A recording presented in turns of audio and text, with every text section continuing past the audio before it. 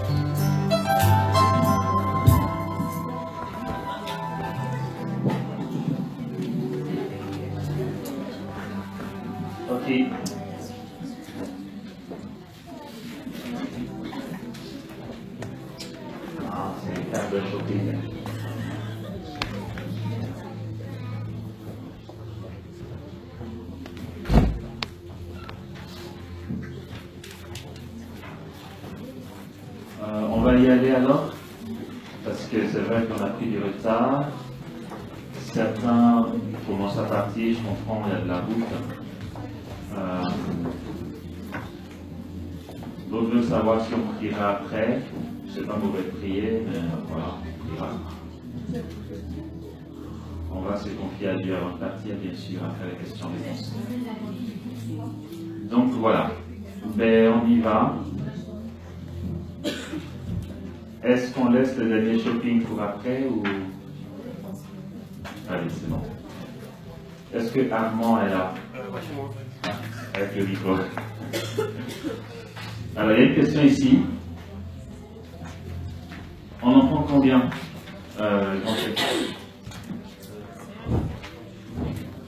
Eliane?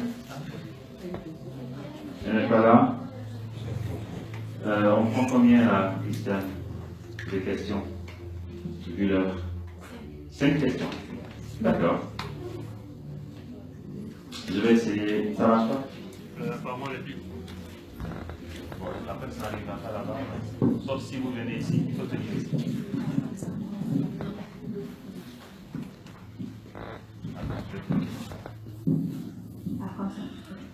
Frère, Oui, merci. Merci, je voulais vraiment te remercier pour cet enseignement, pour cet après-midi à t'écouter. Moi, ce que je repars, c'est la notion d'éternité, de l'instant. Et même si on n'a pas pu approfondir sur le deuxième pan de la descente, l'oraison a été le très bel exemple de cette notion d'instant et d'éternité finalement. Et cette invitation à se plonger dans ce temps, dans cet instant, et pas ce temps. Voilà.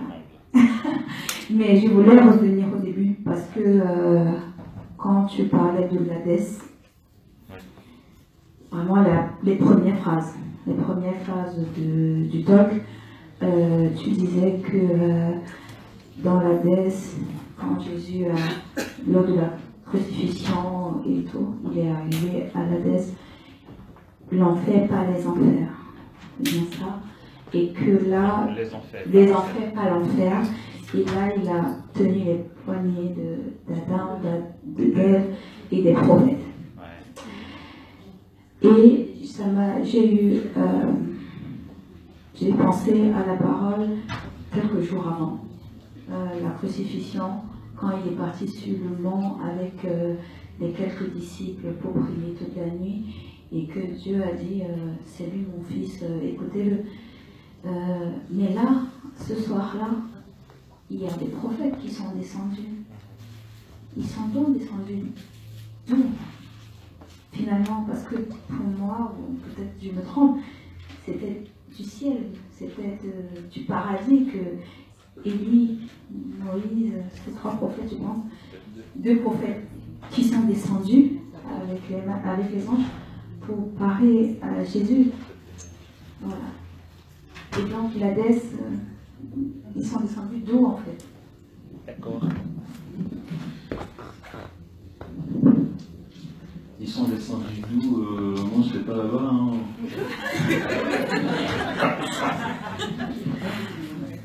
Non, alors, le lieu du séjour des morts, c'est l'antichambre du ciel. D'accord? Il ne faut pas s'étonner que même une âme, je ne dirais pas qu'ils étaient au purgatoire, ça Dieu se sait après. Mais après la mort de Jésus, ok, tout a été vidé.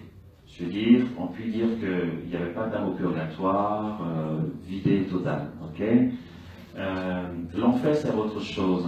Je ne me prononcerai pas là-dessus parce que l'enfer, c'est une auto-exclusion. Est-ce que Jésus a vidé l'enfer? Je ne peux pas dire. J'ai rien lu là-dessus. Est-ce que Dieu peut vider l'enfer? Il ne se donne pas ce droit-là. Pourquoi je dis ça? Si l'enfer c'est une auto-exclusion, ça veut dire que tu dis, hé, Jésus, laisse-moi tranquille. Voilà. Et à ce moment-là, il ne se donne pas le droit d'aller te chercher, il ne t'oblige pas à rentrer. D'accord? En fait, Dieu peut nous éviter l'enfer avant d'y tomber. Ok? Bon, ça c'est une grosse question. Je veux dire, on ne va pas s'emballer. La version officielle de l'Église, qui pour certains théologiens reste à approfondir, et même le pape François a donné une petite piste de réflexion, mais la version officielle de l'Église en ce qui concerne l'enfer, c'est que n'iront à l'enfer que ceux qui choisiront d'y aller. On ne peut pas dire que l'enfer actuellement est vide, on n'en sait rien. Mais s'il y a des âmes en enfer, ce sont des âmes qui auront choisi d'y aller. Dieu ne met personne en enfer. Ça, c'est une certitude, on peut le dire. C'est ce que l'Église dit. Après, le pape François, pendant l'année de la miséricorde, a dit un truc, une révolution. De toute façon, il révolutionne tout. Il y a pas mal de théologiens qui se tirent les cheveux avec ce pape. Il dit, et c'est lui qui a dit, moi je ne peux que dire je suis d'accord ou pas d'accord, mais franchement, personnellement, je suis d'accord avec lui. Il faut qu'on approfondisse pour voir. François dit qu'il est sûr, avec l'infinie miséricorde de Dieu, qu'il nous réserve une surprise qu'on ne sait pas. Une ingéniosité de sa part qui éviterait même l'âme de choisir l'enfer. Parce que finalement, pourquoi on refuse Dieu Parce qu'on ne sait pas tout là. On est trompé par le démon qui te dit, allez viens, je vais te rendre riche. On est en quête d'une richesse. Mais est-ce qu'après la mort, vraiment, l'âme, en voyant la noirceur de l'enfer et la clarté du ciel, choisira d'y aller? Le problème qui reste à discuter, c'est que c'est tout à fait possible aussi, vu que le refus de Dieu est un grincement de dents. Jésus en parle, il y aura des grincements de dents. Ça veut dire que ceux qui veulent aller en enfer, ce n'est pas des gens qui vont dire « Jésus, tu es mignon, je t'aime bien, mais je peux faire l'autre côté ». C'est vraiment des personnes qui ne supportent pas la lumière de Dieu, parce qu'elles se sont familiarisées au mal, au point que la lumière de Dieu les supporte en fait.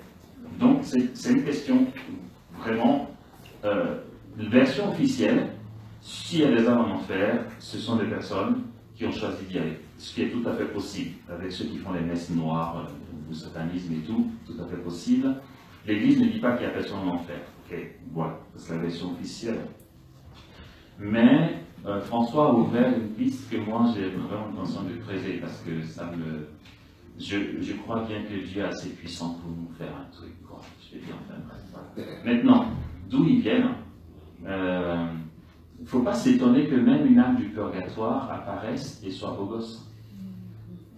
Ceux qui sont au purgatoire ne sont pas en enfer. Ils sont en attente pour entrer dans la plénitude. D'accord? Et si un séraphim de Saror sur cette terre peut avoir le visage transfiguré, si un Moïse, après sa descente, à sa descente du Sinaï, est transfiguré par la lumière vu qu'elle suit la terre, ce n'est pas les âmes du purgatoire qui ne pourraient pas. Élie et Moïse n'étaient pas en enfer. Ils sont apparus pour s'entretenir de la passion, de ce qu'il allait aller vivre à Jérusalem. D'accord? Mais alors, est-ce qu'ils viennent du paradis? Je ne veux pas le dire. Je ne veux pas le dire. Je ne peux pas dire oui, je ne peux pas dire non. Ce que je sais et que je peux affirmer, c'est que les pères de l'Église nous apprennent que les prophètes étaient dans le lieu du séjour des morts, attendant la rédemption du Fils de Dieu. C'est ce que je peux dire. Il ne faut pas que je rajoute des choses dont je ne suis pas sûr. Ça va comme ça? Oui. D'accord. Finalement, on a eu une seule question. Ah, non, une question. Ok. Vous rebondissez sur ça ou... Non. D'accord, je vais aller là et puis je reviendrai là. Ok. Oui, savoir par rapport à l'horizon, vous avez dit qu'il faut des temps réguliers, chaque jour si possible.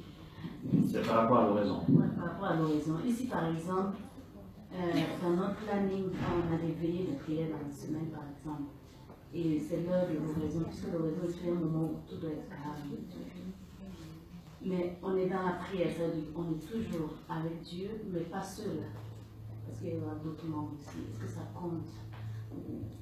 Je ne sais pas comment expliquer ça. Et je voudrais savoir aussi si, au lieu de l'image, on peut utiliser la Bible, c'est-à-dire lire la Bible en étant toujours dans l'imagination.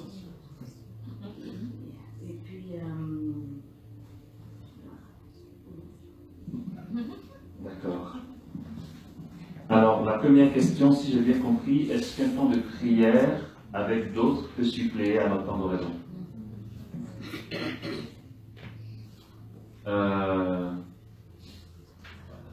Je dirais non. Je ne dis pas que ce n'est pas une prière qui compte. Ce n'est pas parce que j'ai fait 1000 Ave Maria à la place de l'oraison que je n'ai pas fait une prière conséquente. Mais ce n'est pas l'oraison. Je me fais comprendre ou pas? On est toujours dans la communion avec Dieu. De toute façon, on verra qu'on va continuer. L'oraison est censée couvrir toute notre journée. Il y a le temps formel de l'oraison et après les actes concrets qui nous permettent de poser des actes d'amour pour Jésus. Si dans l'oraison tu dis Jésus je t'aime, je t'adore, tu es mon Dieu, tu es mon roi, c'est une chose. Après, pour que l'oraison porte son fruit pleinement, Jésus t'invitera à incarner ton je t'aime par un acte à ton frère, une charité, une patience, etc. D'accord? On est toujours en communion avec Dieu. Ceci dit, si c'est ponctuel, il n'y a pas le feu aux poudres. Okay? Mais si quelqu'un doit se dire, comme j'ai entendu quelqu'un dire, quelqu'un qui peint les icônes, qui m'a dit, oh ben tu sais, moi quand je peins une icône, je fais oraison en même temps. Hein.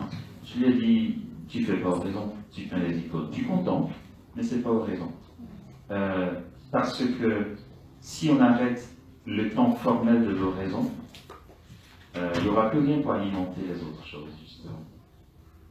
Tant que ton oraison d'avant-hier ou d'il y a 5 jours alimente encore ton quotidien, ça va. Mais si tu fais plus, ça n'alimente plus. Donc on est en Dieu, oui, mais le temps formel de l'oraison est vraiment un support sur quoi s'appuyer. C'est pour ça que si c'est ponctuel, je veux dire, dans la semaine, il y a des veillées. Si c'est des veillées toutes les semaines, ne mets pas ton oraison là, mais ailleurs. Mais si c'est des veillées, des obsèques, ou une veillée ponctuelle organisée, qui est en lieu et place de ton oraison, si c'est le cas, dernier recours, en connaissance de cause, bouge ton heure d'oraison pour pouvoir aller à la veillée sans que ça prenne sur l'oraison. Mais si tu as été prise de court, vas-y à ta veillée, c'est pas, je veux dire, c'est bon, c'est pas, on n'est pas non plus aliénés, c'est une histoire d'amour. Voilà. L'oraison, c'est la rencontre avec ton amoureux, avec Jésus.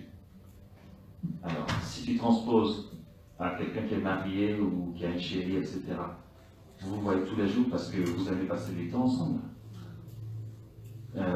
Si tu lui dis, écoute, j'étais avec ta famille à Banneux, c'est comme si j'étais avec toi, je reste avec toi. Non, chérie, je t'ai pas vu, j'étais avec mes frères et sœurs, mais c'est pas toi. Non, mais c'est que la relation d'amour à Jésus, tu vois, c'est ce qu'a vécu Thérèse de Lisieux. Elle a vraiment aimé Jésus comme l'époux de son âme. C'est vrai que Jésus peut faire des concessions. Jésus est miséricordieux. Jésus t'en voudra pas qu'il ne soit pas venu faire raison. C'est une histoire d'amour. C'est pas une obligation, genre, qu'est-ce qu'il va y attacher, etc. C'est une histoire d'amour. Si on va dans la logique de l'histoire d'amour, tu as ta propre réponse en fait. Est-ce que malgré tout, tu veux trouver le temps de voir celui que tu aimes quand même? Jésus t'en voudra pas. Mais c'est une histoire de cœur à cœur. Voilà. Maintenant, dans la relation avec Dieu, est-ce qu'il va t'en vouloir? Est-ce qu'il est fâché? Est-ce que ça compte quand même? Bien sûr que non. Voilà. Ça va à peu près? Un peu. La deuxième question, c'était, j'ai oublié... utiliser la Bible au lieu de l'image. Alors, si tu utilises la Bible pour avoir des images, oui. Ça veut dire que dans la spiritualité ignatienne, la méthode d'oraison de Saint Ignace, c'est en lieu et place de l'image dont j'ai parlé, ça c'est Thérèse d'Avila qui propose. Ignace va proposer de prendre les évangiles, de lire un bout et de s'imaginer la scène, de s'y retrouver même. Par exemple, l'aveugle de Jéricho, tu t'imagines dans la foule, essaie d'entendre les pas des gens, Jésus qui marche devant, le cri de l'aveugle, tu restes dans la scène, tu vis la scène. Ça, c'est une méthode que propose Ignace. Mais, en fait, tu utilises comme ton imagination et tu es dans la scène, okay? Tu es avec Jésus. Si c'est lire la Bible plutôt que d'imaginer quoi que ce soit, là, moi je dirais plutôt que ça frôle ce qu'on appelle la Lectio Divina. C'est pas oraison, tu fais Lectio. Il y a plusieurs formes de prière en fait.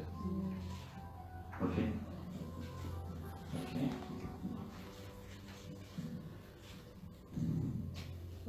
Ah oui, pardon. Est-ce qu'une somnolence peut survenir au cours de l'oraison?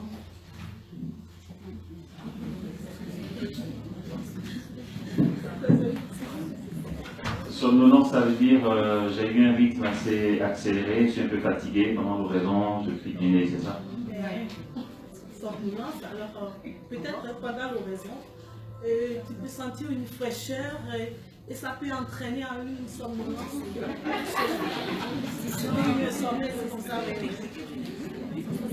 Non, mais pourquoi une fraîcheur? Enfin, il peut y avoir quelque chose qui Quelque fasse chose que de la tu... vraie. Oui, heureusement qu'on peut avoir ça. On est humain. L'équipe d'école de prière peut en témoigner. Voilà. Et lui déjà derrière. Oui, bien sûr.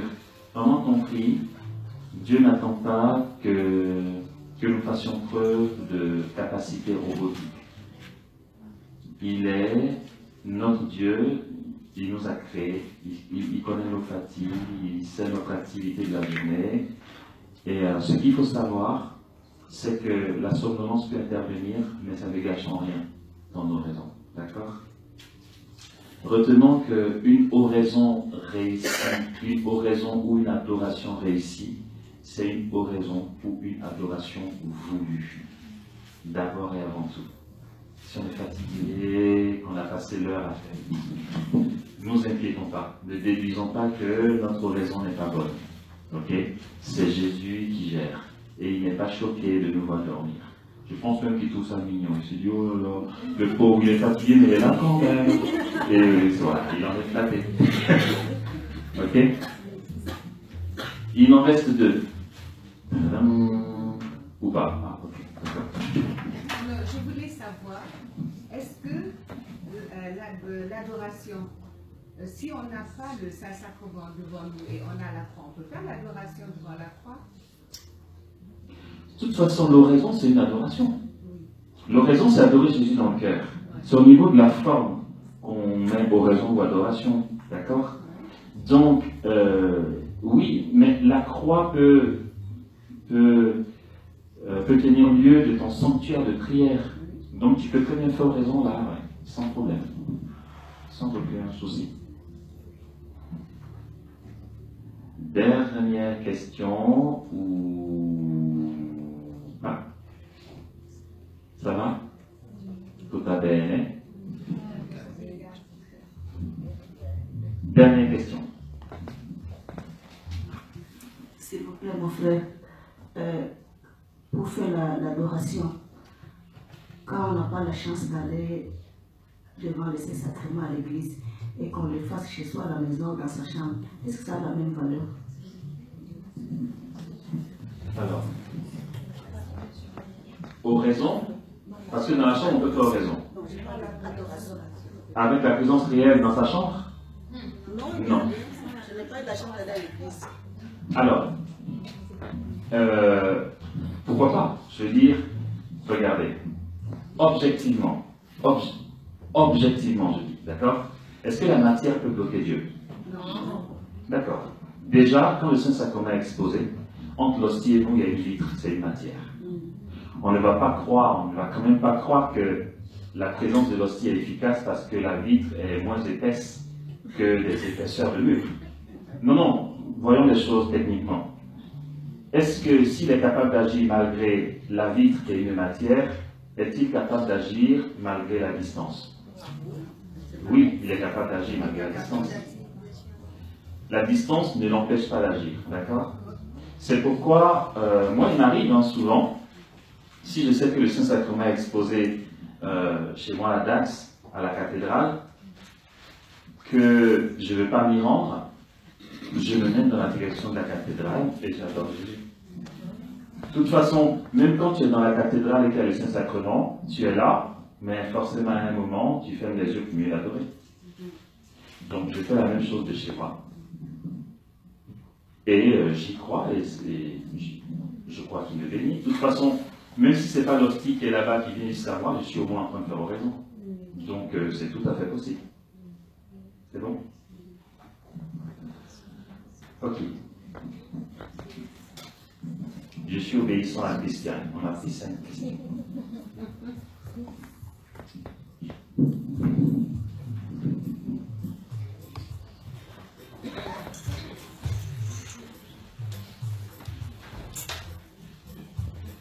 Allez.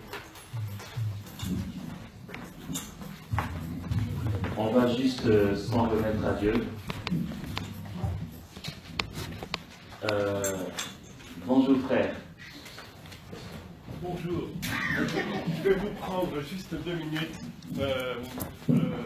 Gloire à Dieu, c'est super que vous soyez là. Heureusement que les Africains sont là pour sauver l'Europe. Parce que, et donc, je suis frère Ismaël, je suis moitié nord-africain, moitié français.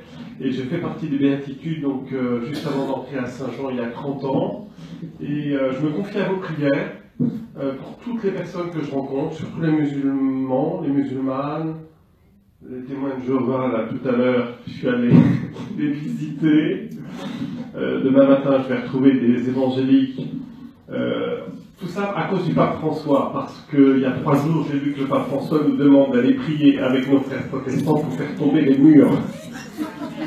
Parce qu'il y a des murs gigantesques, et puis je crois que, bon, gloire à Dieu, Jésus est vivant. Il nous envoie dans la puissance de l'Esprit, chacun, partout. C'est ce que dit le pape François dans son encyclique sur l'évangélisation, à temps et à contre-temps, à tout moment, être prêt à rendre compte de l'espérance que nous avons d'être les enfants bien-aimés du Père en Jésus, et avec le mystère de la Sainte Vierge qui nous enveloppe de sa grâce, qui est l'épouse de l'Esprit Saint et qui forge Jésus en nous, dans l'obéissance de la foi, dans la confiance et l'abandon. Alors, comme je suis prêtre, je peux peut-être vous donner une bénédiction. Alors, que le Seigneur soit avec vous, et bien qu'il approfondisse toutes ces grâces que vous avez reçues, toutes ces grâces de fidélité dans l'oraison, dans la recherche de l'union à Dieu, pour que Jésus soit formé en vous, pour que vous croissiez jusqu'à atteindre cette perfection de l'homme intérieur qui est le Christ, le nouvel Adam, uni à la nouvelle Ève, qui sont le principe de la nouvelle création. Que Dieu Tout-Puissant vous comble de tous ces dons de l'Esprit Saint, surtout de la persévérance, de l'humilité, de la confiance, de la foi qui soulève les montagnes. Au nom du Père et du Fils et du Saint-Esprit. Merci à vous.